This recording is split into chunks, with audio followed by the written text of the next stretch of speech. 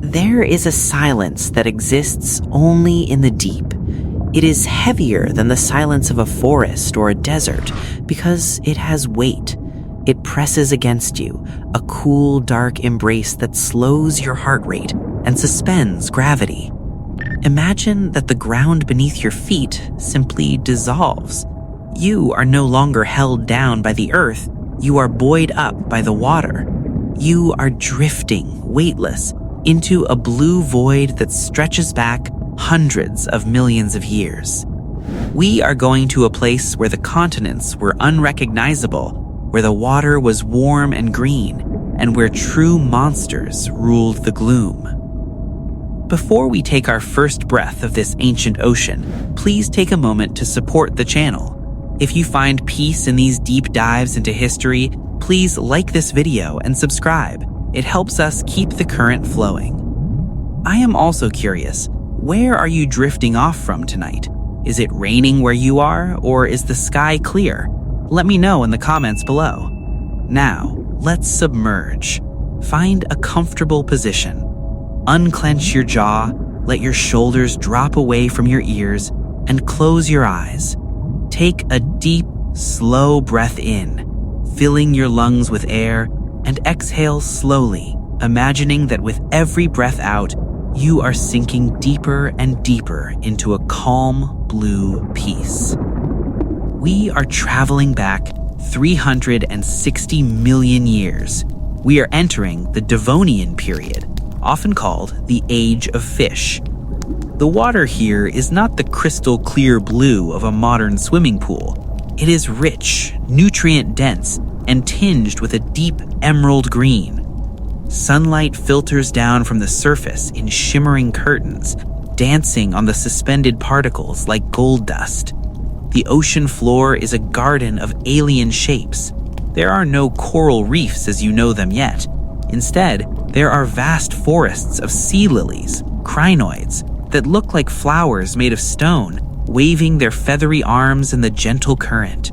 Sponge reefs rise like chimneys from the silt, filtering the water in a turn. You are floating just above the seabed. The water is warm against your skin, tropical and thick. There is no sound here but the rhythmic whoosh of the current moving through the underwater canyons. Out of the gloom, a shadow materializes. It is a shape that does not belong in the modern world. It moves with a heavy, deliberate power, its tail sweeping side to side with a slow, hypnotic rhythm. This is the Dunkleosteus. He is a giant of his time, stretching nearly 30 feet in length. In an era where most life is small and squishy, he is a submarine made of bone and muscle. As he swims closer, gliding through the water with effortless buoyancy, you can see the feature that makes him unique. He does not have scales on his head. Instead, he is encased in armor. Thick, heavy plates of bone cover his skull and shoulders, interlocking like the pieces of a biological tank. The armor is dark, mottled with the colors of the seabed, grays, browns, and mossy greens. It protects his brain and his vital organs from the only thing in this ocean that could possibly hurt him: another Dunkleosteus. He opens his mouth. It is a terrifying, fascinating mechanism. He does not have teeth. Teeth are liable to break. Teeth can rot. Instead, the edges of his jawbone have sharpened into self-sharpening shears. Two fangs of solid bone protrude from the top jaw, sliding against the bottom jaw like a guillotine. Every time he opens and closes his mouth, the bones grind against each other, keeping the edges razor sharp. He is hunting, but he is not rushing. He captures prey using suction. He opens his massive jaws so quickly, in a fraction of a second, that it creates a vacuum in the water. Anything nearby, fish, small sharks, or ammonites, is pulled helplessly into his mouth by the rushing water. Watch him now. A primitive shark, small and slender, darts out from the cover of the sponge reef. The Dunkleosteus turns. He does not chase. He simply pivots his armored body, lines up the angle, and snaps his jaw. Click. The The sound is muffled by the water, a dull thud of bone on bone. The shark is gone. The giant exhales, water pulsing out of his gills. He resumes his slow patrol. Despite his fearsome appearance, there is a grace to him. He is perfectly adapted to this world. He is the master of buoyancy. He does not sink and he does not float up. He hovers, suspended in the water column, a masterpiece of natural engineering. As he swims past you, the displacement of water pushes you gently backward. You can feel the turbulence of his wake, a swirling eddy of warm current. He disappears into the murk, his dark armored form fading until it is just a shadow, and then nothing. The ocean floor below him is littered with the shells of his history. Ammonoids, creatures with coiled shells, litter the sand. Some are small as a coin, others are the size of a dinner plate. They are the decorative spirals of the Devonian Sea. We drift upward now, leaving the heavy armored giant in the deep. We are moving through the layers of time, rising toward the surface where the light is brighter. The water changes. The chemistry of the ocean shifts. The Devonian ends and the world changes. We enter the Carboniferous period. The water here feels different, swampier, closer to the land. The coastline is thick with forests of giant ferns that lean over the water, dropping their spores into the tide. In this new layer of the ocean, the sharks are beginning to experiment. Evolution is trying out new shapes, strange designs that will never be seen again. Drifting through the green haze is a creature called Stethocanthus. It is a small shark, no bigger than a human, but it carries a bizarre decoration. On its back, instead of a normal dorsal fin, is a flat, ironing board-shaped structure covered in tiny, rough teeth. It looks like an anvil. It cruises through the water, a silhouette against the sun filtering down from above. But deeper down, we sink down to meet it. The pressure builds against your chest, a comforting weight like a heavy blanket. The water is cool here. Shadows stretch out from the underwater cliffs. Emerging from the darkness is a shark with a jaw that defies explanation. This is Helicoprion. At first glance, he looks like a standard shark, sleek, gray, and dangerous. But look at his lower jaw. Instead of rows of teeth, he has a single continuous spiral of teeth in the center of his chin. It looks like a circular saw blade embedded in his mouth. As he grows, the new teeth push the old ones forward and down, creating a wheel of serrated ivory. He swims with a slow, sinuous motion. He is searching for soft-bodied prey, squids and cephalopods that he can snag with his buzzsaw jaw. He is a ghost of the Paleozoic, a creature so strange that for decades, scientists didn't even know where the spiral went. Did it go on his back? His tail? No, it is his smile. He passes below us, the spiral of teeth gleaming faintly in the low light. He is a reminder that the ocean is a place of endless experimentation. Nature tries every shape, every size, every tool. Some work, and some vanish. The current picks up. It is a warm upwelling, pushing us away from the strange sharks, pushing us forward in time again. The water becomes clearer, bluer. The ancient murk settles. We are drifting toward a new era, a time when the reptiles will leave the land and return to the sea. The age of monsters is ending, and the age of sea dragons is about to begin. The current carries us forward, sweeping us across the boundary of time. The murky green waters of the Paleozoic fade away, left behind in the deep history of the Earth. We cross a threshold, a great extinction event that wiped the slate clean, and emerge into a new world. We have arrived in the Jurassic period. The change in the ocean is immediate and striking.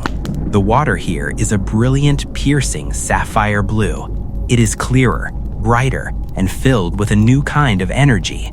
The sun hangs high above the surface, sending shafts of light piercing down into the depths like pillars of a cathedral.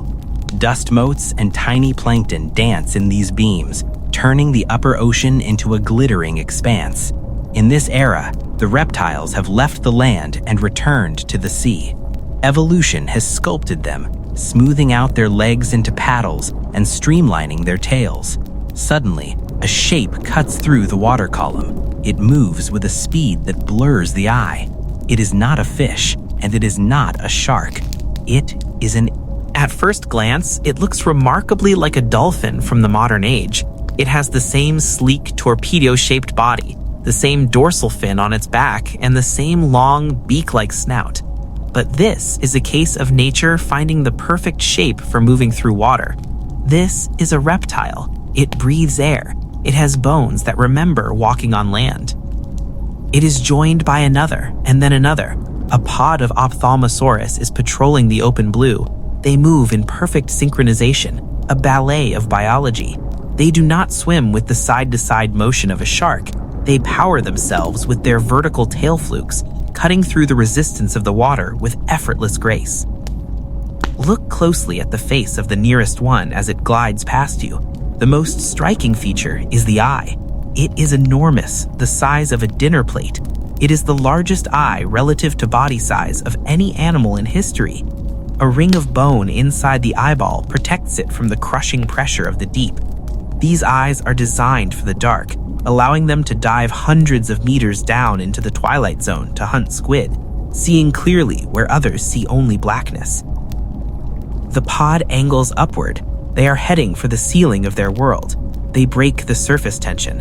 Pshh. The sound of their exhalation is a sharp, wet release of air, followed immediately by a desperate intake of breath.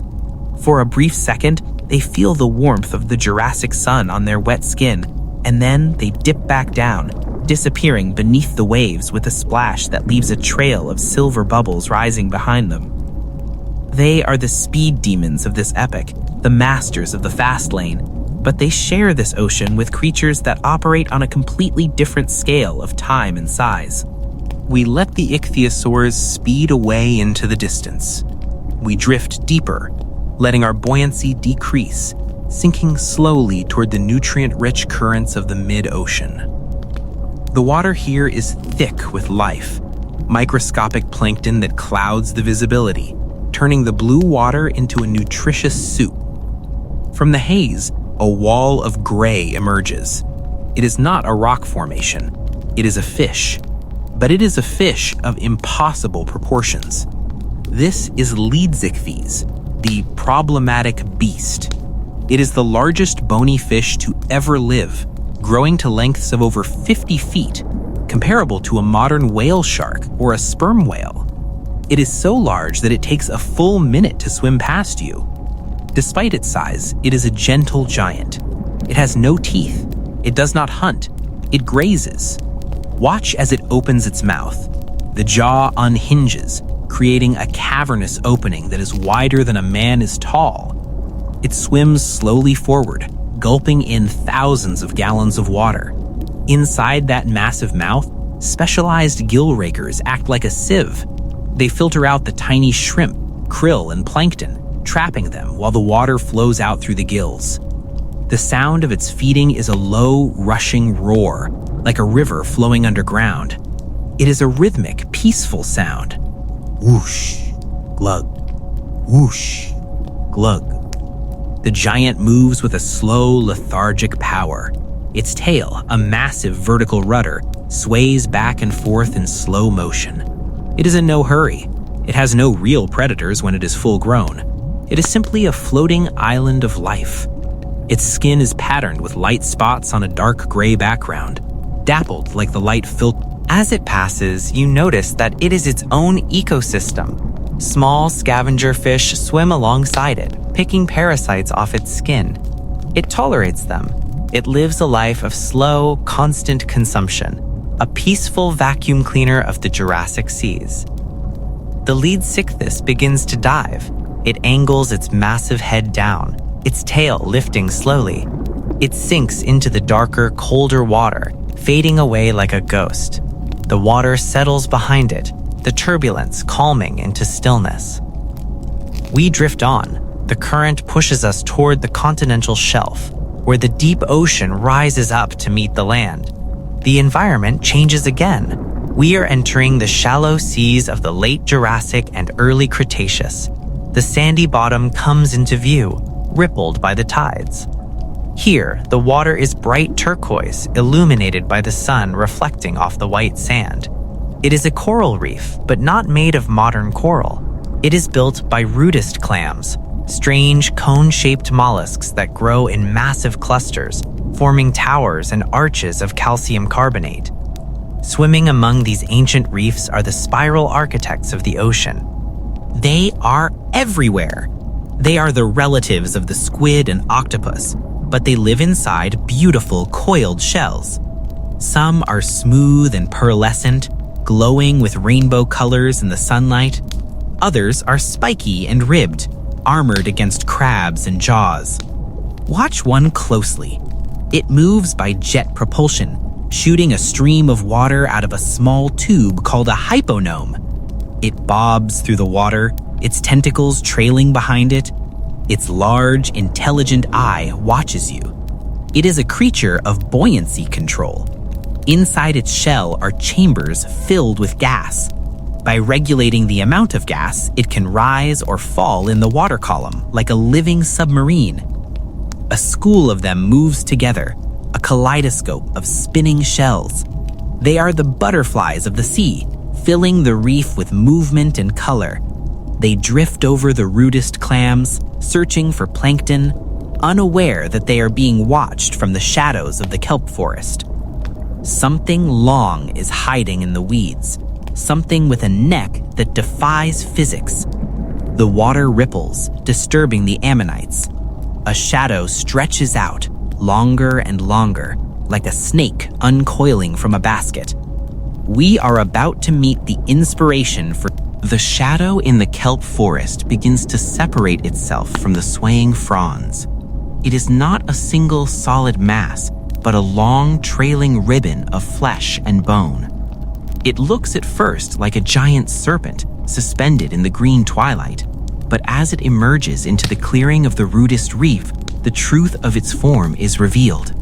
This is an Elasmosaurus. It is one of the most bizarre designs nature has ever produced. It is 45 feet long, but more than half of that length is just its neck. The body is round and barrel-shaped, compact and sturdy, propelled by 4 diamond-shaped flippers that move like wings. It does not swim like a fish. It flies through the water, rowing itself forward with slow, graceful strokes. But the neck is a masterpiece of specialized evolution. It contains over 70 vertebrae, more than a giraffe, more than a swan, more than any other animal. It stretches out endlessly ahead of the body, a living periscope. Watch how it hunts.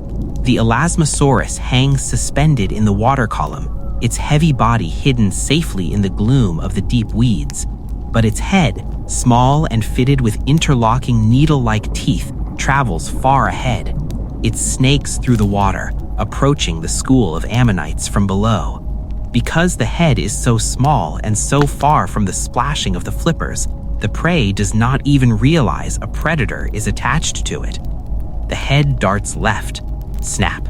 A fish is caught. The neck does not retract like a spring. It is too stiff for that. Instead, the giant reptile tilts its head back, letting gravity and the water. As it drifts closer to us, we can see the texture of its skin. It is smooth, almost rubbery, modeled in patterns of dark gray and white to blend in with the dappled light from the surface. It moves with a calm lethargy. It is not built for high-speed chases. It is an ambush hunter, a drift feeder. Deep inside its stomach, grinding sounds echo. The Elasmosaurus has swallowed stones, gastroliths. These smooth, round rocks sit in its belly. acting as ballast to help it stay submerged without effort, weighing it down against the natural buoyancy of its lungs. It is a living submarine, perfectly trimmed and balanced. The giant turns slowly, banking like an airplane. Its 4 flippers move in an alternating rhythm, front, back, creating a steady, pulsing wake.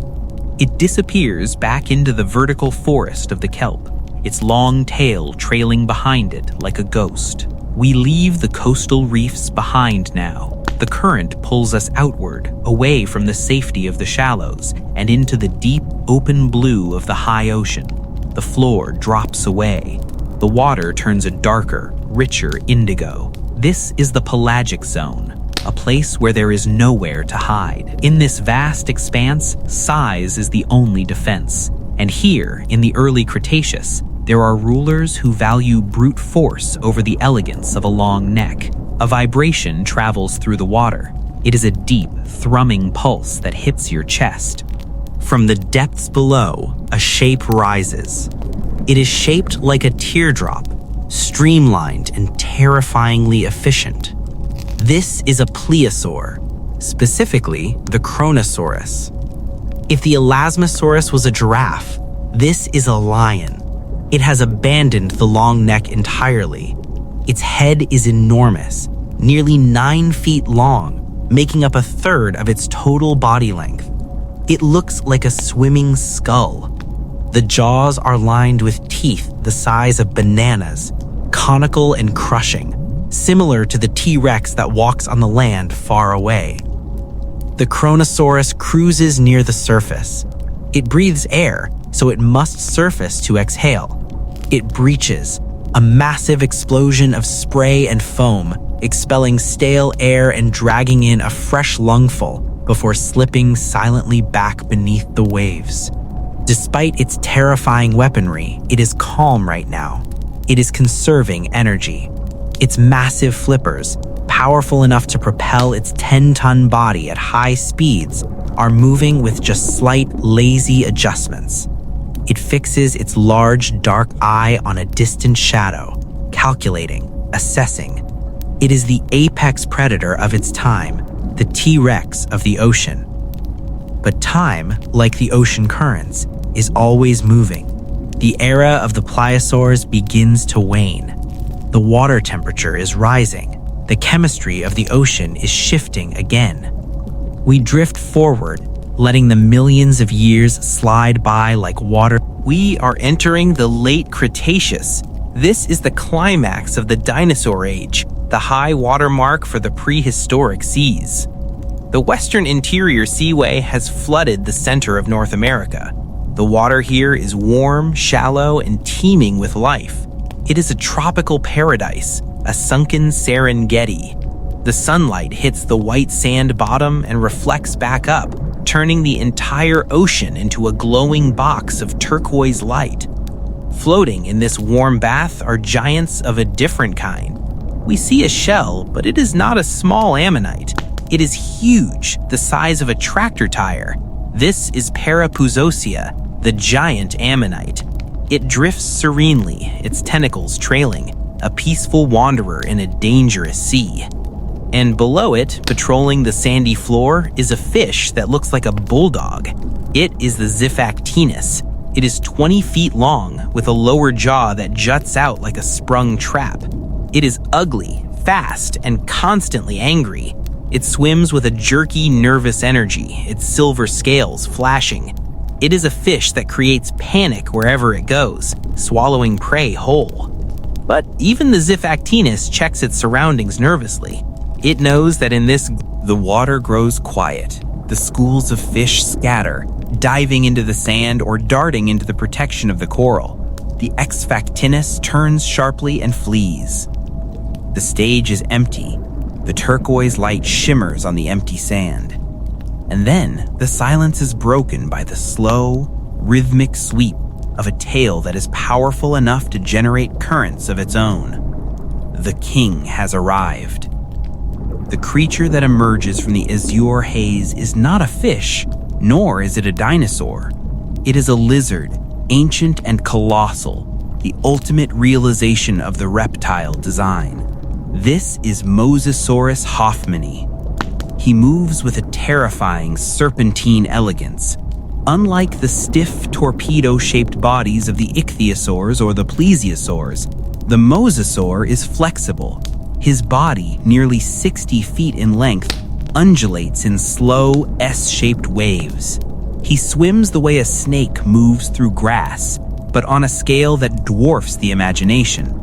His tail is massive and vertically flattened, a powerhouse rudder that propels him forward with barely a flick. As he glides closer, blocking out the sun, you can see the texture of his skin. It is not smooth. It is covered in millions of tiny diamond-shaped scales, interlocking like chainmail. The color is a deep midnight blue on his back, fading to a... He is the undisputed ruler of the Western Interior Seaway. The T-Rex may rule the land, but the Mosasaurus rules the 70% of the planet that is covered in water. And here, in the water, he has no equal. He opens his mouth slightly, tasting the currents. A long, pink, forked tongue flicks out, testing the chemical composition of the water. He has a Jacobson's organ, just like a Komodo dragon, allowing him to smell in stereo underwater. He smells the iron scent of a distant kill. He smells the musk of a rival male patrolling the southern reefs.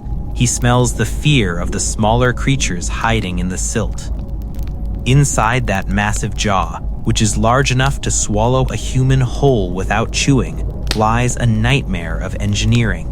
There are the primary teeth, thick conical spikes designed to crush bone. But look deeper, toward the back of the throat. There is a second set of teeth. These are the pterygoid teeth. They act like grappling hooks, curved backward and embedded in the roof of his mouth. They are designed for one purpose, to ensure that once prey enters the gullet, it never leaves. They ratchet the food down the throat, allowing him to swallow animals almost as large as himself. But right now, the king is not hunting, he is patrolling. He swims with a lethargic confidence. He passes a school of Encodus, the saber-toothed herring. These predatory fish, usually aggressive hunters themselves, scatter in a panic, their silver bodies flashing as they dive for cover. The mosasaur ignores them. He does not waste energy on snack. He angles his body upward. The pressure decreases. The light dances across his snout. He breaks the surface. Whew. A geyser of mist erupts from his nostrils as he exhales. He floats there for a moment, bobbing in the gentle swell of the Cretaceous ocean. His eyes, dark and heavy-lidded, scan the horizon. He sees the distant shoreline, green and lush with ferns. He sees pterodons gliding on the thermals, dipping their long beaks into the water. For a moment, the two worlds, land and sea, meet in his gaze. The sun warms his dark back, soaking into his cold-blooded system, giving him the energy he needs for the night's hunt. He takes a deep breath, his massive ribs expanding, and slips silently back beneath the waves. He leaves barely a ripple behind, a silent entry that belies his 50 tons of weight. We follow him down, deeper this time. He heads toward the sea floor, which is a landscape of soft white chalk. This chalk is made of the microscopic skeletons of plankton raining down from millions of years. It is this chalk that will one day form the famous cliffs of Dover, but right now, it is the soft carpet of the mosasaur's kingdom. Resting on the bottom, half buried in the sand, is another giant, but this one is peaceful. It is Archelon, the ruling turtle. If you think of a sea turtle today, imagine it scaled up to the size of a car. Archelon is 13 feet wide from flipper to flipper. It does not have a hard, solid shell like modern turtles. Instead, it has a leathery carapace stretched over a skeletal framework, saving weight. The giant turtle is sleeping. It holds its breath for hours at a time, its metabolism slowed to a crawl. It is old, perhaps a century old. Barnacles and small sponges grow on its shell, making it look like a living rock. The Mosasaurus swims past the sleeping turtle. In the brutal logic of the ocean, Archelon could be prey. Its leathery shell is not enough to stop the Mosasaur's jaws. But the predator is not interested. Perhaps the turtle is too much effort. Perhaps the Mosasaur is full. He glides over the sleeping ancient, his shadow draping over the turtle like a passing cloud. The scene is tranquil. It is a snapshot of an ecosystem in balance. The predator, the prey, the scavenger, the grazer, they all revolve around each other in a slow, silent dance. The water is clear, warm, and stable. It feels as though this summer will last forever.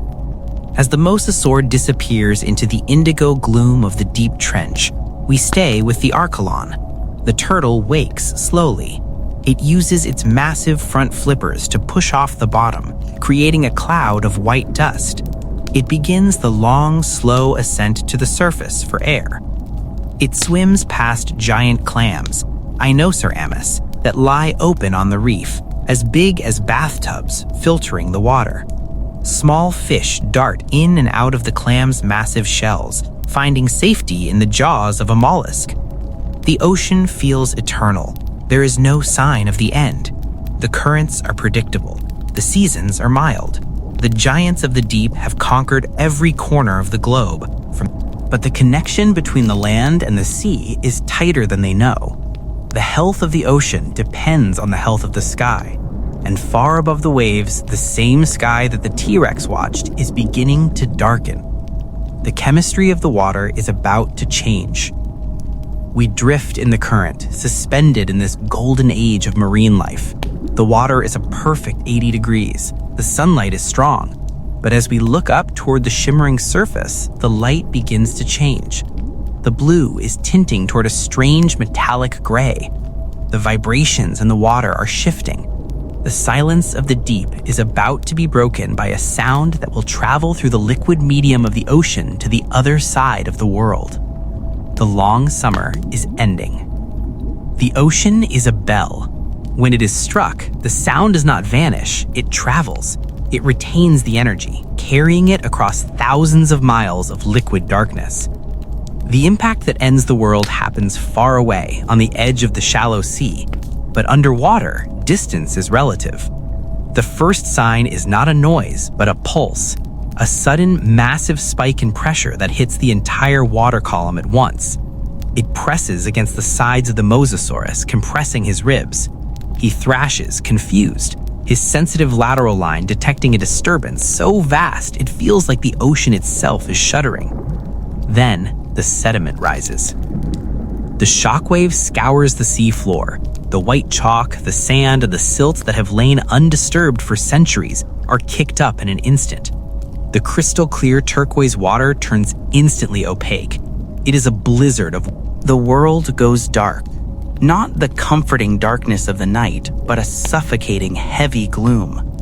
On the surface, the ocean reacts with violence. Tsunamis, miles high, race outward from the impact site. But down here, in the deep, the water movement is different. It is a deep, surging push and pull, a washing machine of currents that tumbles the giant turtles and the sharks, disorienting them. The Mosasaurus dives. Instinct tells him that safety lies in the deep. He swims down into the trench, away from the chaotic surface. He finds a canyon wall and presses himself against it, waiting for the turbulence to stop. But the ocean takes a long time to calm down. Days turn into weeks. The sediment slowly begins to settle, draping everything in a ghostly layer of gray dust. But the sun does not return. The sky above is choked with ash. The impact winter has begun. This is the silent killer of the ocean. Without sunlight, the microscopic phytoplankton, the grass of the sea, cannot photosynthesize. They begin to die. They rain down from the surface like a microscopic snow, and with them, the food chain collapses. we watch the tragedy of the ammonites. These beautiful, spiral-shelled creatures have survived for hundreds of millions of years. They have weathered extinctions before, but this one is different. The water chemistry is changing, becoming more acidic as the CO2 and sulfur from the impact dissolve into the sea. Their thin, delicate shells begin to weaken. The plankton they eat is gone. Starving and disoriented in the dark water, the ammonites begin to drift. They lose the ability to regulate their buoyancy. Millions of them float helplessly to the surface, bobbing like corks in the gray waves. Others sink to the bottom, their shells becoming the final markers of the Mesozoic era. The spiral architects are leaving the ocean. The Mosasaurus feels the hunger first. He is a cold-blooded engine that requires fuel. He prowls the darkened reefs, but the fish are on, or they are hiding deep in the cracks of the rock. He eats what he can find, dead ammonites, scavenged carcasses, but it is not enough to sustain his 50-ton bulk. The cold creeps in. The tropical seaway is cooling rapidly. The reptiles, who need the warmth of the sun to regulate their body temperature, become sluggish. Their movements slow down. The great S-shaped swimming motion becomes a tired drift. One by one, the giants fade. There is no dramatic battle, no final roar. They simply run out of energy. The Mosasaurus, Ichthyosaurs, the pliosaurs, the dragons that ruled the waves, sink slowly into the abyss.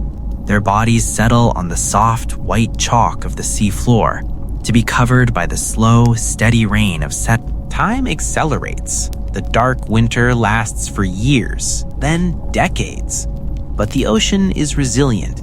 It is vast and deep, and life finds a way to hold on in the corners. Deep in the mud, tiny scavenger worms survive.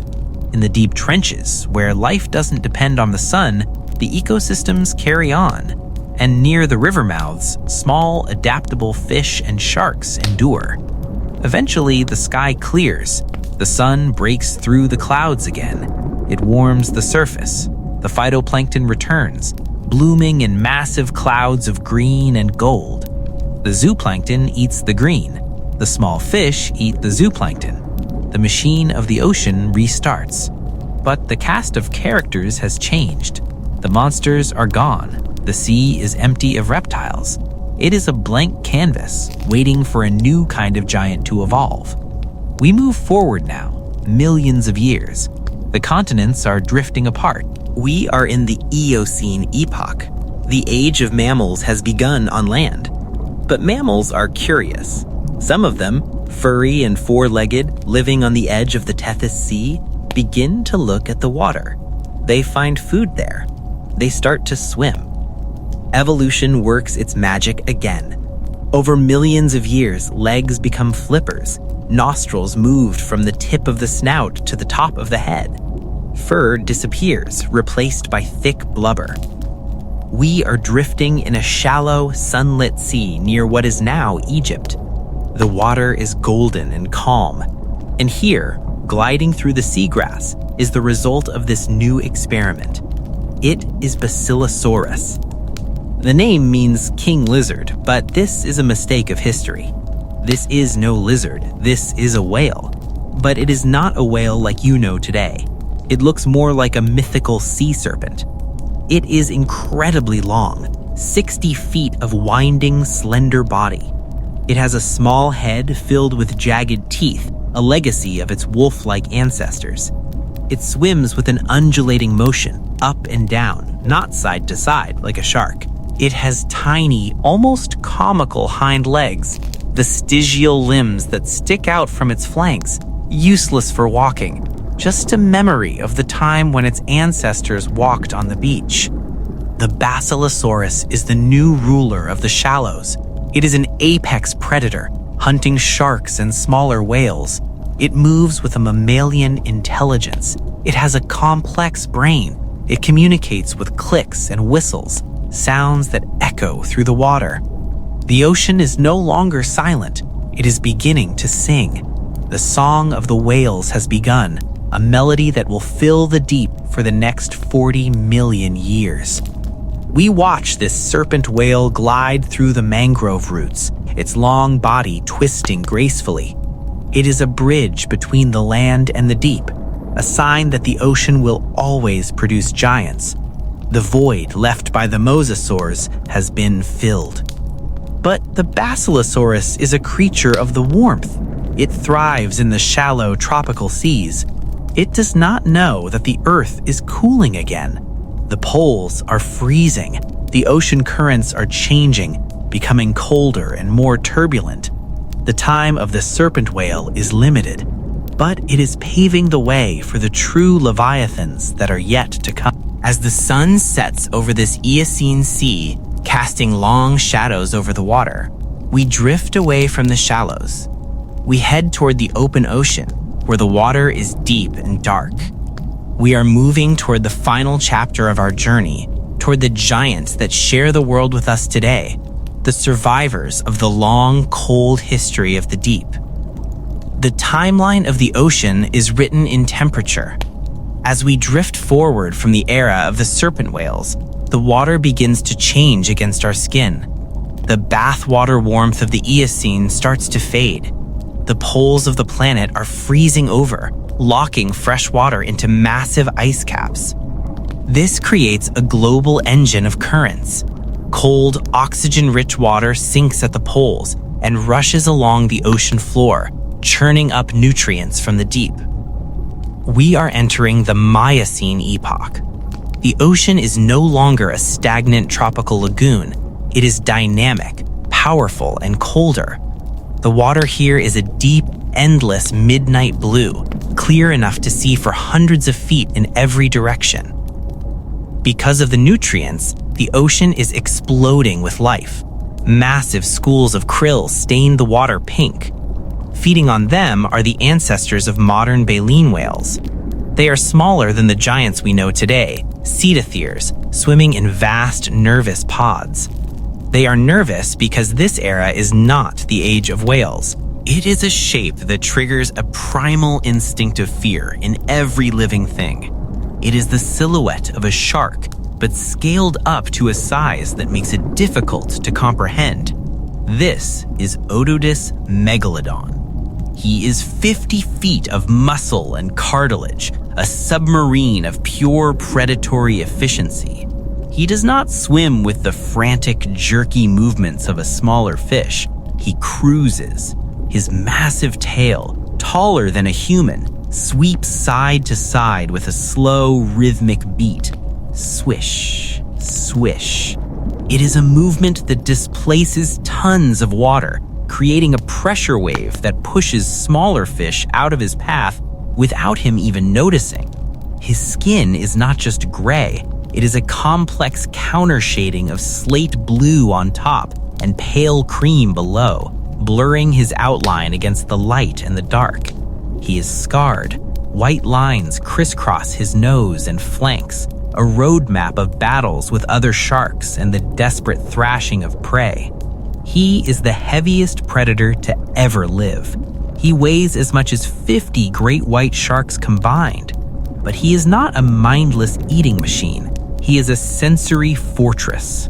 As he glides upward, his nose is working. The ampullae of Lorenzini, tiny gel-filled pores across his snout, are detecting the faint electrical fields generated by the heartbeats of the whales above. He can feel their life force pulsing through the salt water. He opens his mouth slightly to flush water over his gills. We see the teeth. They are triangular, serrated, and the size of a human hand. They are arranged in rows like a conveyor belt of destruction. But right now, the jaw is relaxed. The megalodon is patient. He knows that he does not need to chase. He relies on a single, crippling strike from... He continues his ascent. The pressure drops. The light brightens. He levels off 50 feet below the surface, a ghost hovering in the blue. He watches the silhouettes of the small whales against the sun. He is the landlord of the ocean, and everything in it pays rent in flesh. But the megalodon is not the only titan in these waters. Drifting in from the open ocean is a rival, a creature that matches the shark in size and exceeds him in intelligence. It is Leviathan melvillei. It looks like a sperm whale, but tougher, shorter, and armed with weapons that no modern whale possesses. While modern sperm whales have teeth only on their bottom jaw for catching squid, Leviathan has massive enamel-coated teeth on both the top and bottom jaws. Some of them are 14 inches long, the largest teeth of any animal in history, bigger even than the T-Rexes. The whale sees the shark. The shark senses the whale. In a movie, they would roar and collide, but in the reality of the deep, energy is precious. Conflict carries the risk of injury, and injury means death. The two giants circle each other slowly, a cosmic dance of apex predators. The Leviathan clicks, a sound so loud it stuns the fish nearby. It is echolocating, scanning the shark's internal structure, measuring its density. The megalodon rolls his eye, watching the... There is a tense, heavy silence between them. The current drifts them past one another, two warships passing in the night. They are the twin kings of the Miocene, dividing the spoils of the sea. The whale takes the surface, the shark takes the deep. The megalodon dips his pectoral fin and banks downward, fading back into the gloom, leaving the whale to breathe in the spray of the surface. Time flows on. The cooling of the earth accelerates. The ice ages are coming. This drop in temperature is a death knell for the megalodon. He is a creature of warm waters. His nursery grounds are the shallow tropical shelves. As the poles freeze, the sea levels drop. The nurseries dry up. The whales, warm-blooded and adaptable, begin to migrate toward the poles, hiding in the freezing waters where the cold-blooded shark cannot follow. The megalodon finds himself swimming in an ocean that is becoming increasingly empty. He grows slower. The metabolism that demands massive amounts of calories cannot be sustained. One by one, the great sharks flicker out, starving in a world that has moved on without them. The teeth that ruled the world for 20 million years fall to the sea floor, to be buried in the sand and turned to stone. The ocean becomes quiet again. The terror of the depths is gone. But the cold that killed the shark gives birth to the final generation of giants. The whales, freed from the pressure of the superpredators, begin to grow. They find safety in the freezing waters of the Antarctic. They begin to experiment with a new way of living, not by hunting with teeth, but by growing massive and eating the smallest thing. We drift toward the modern era. The water is cold, crisp, and clear. We're far south now, near the ice shelf of Antarctica. The water is a stunning glacial blue. Huge icebergs, white and silent, float past us like cathedrals of frost. In the distance, a sound begins. It is not a click and it is not a roar. It is a song. Low, mournful, and incredibly complex. It travels for thousands of miles through the Sofar Channel, a layer of water that carries sound across the globe. It is the call of the blue whale. We drift toward the sound. Through the icy haze, a shape appears that defies logic. It is long, slender, and endless. It is Balaenoptera musculus. This is not just a giant of the ocean, it is the giant of giants. It is larger than the megalodon. It is larger than the Mosasaurus. It is larger than the biggest dinosaur that ever walked the earth. The blue whale is the largest animal to have ever existed in the 4.5 billion year history of the planet. And it is here, swimming peacefully in the cold water. Its heart is the size of a small car, beating only a few times a minute. Thump, thump. The sound is so deep it resonates in your own chest. Its veins are large enough for a human to swim through. It moves with a slow, agonizing grace. It is a filter feeder, a gentle god. It opens a mouth that could hold 90 tons of water and krill. Its throat pleats expand like a parachute. It is eating the sun's energy, harvested by the tiny shrimp. The blue whale is joined by others, humpbacks with their long white pectoral fins, and fin whales, the greyhounds of the sea. They are the survivors. They have weathered the asteroids, the volcanoes, the shifting continents, and the freezing ice.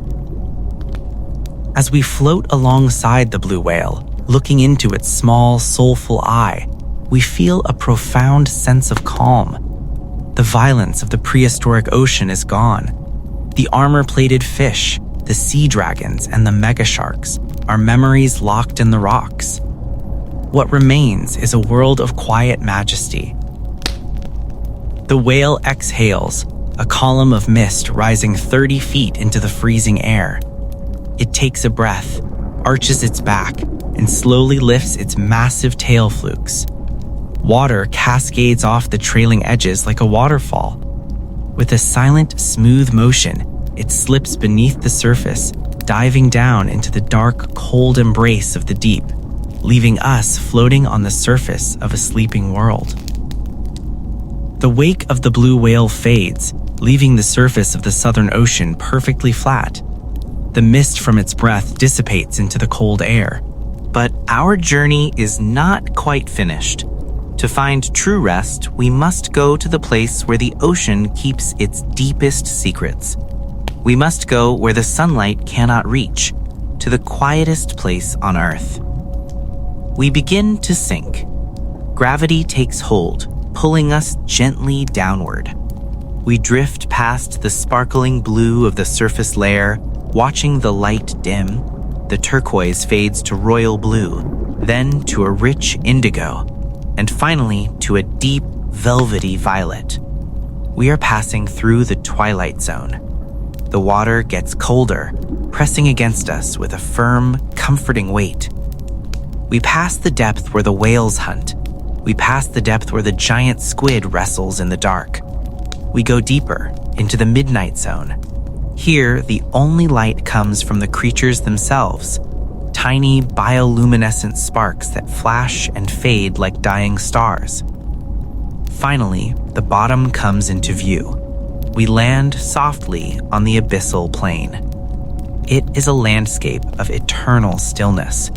The floor is covered in soft, gray silt, accumulated over millions of years. It looks like the surface of the moon, pale and untouched. The temperature is near freezing, preserving everything in a state of suspended animation. Look closely at the ground. This gray dust is not just mud, it is the history of the world. It is made of the microscopic shells of the creatures that lived in the sunlit world above eons ago.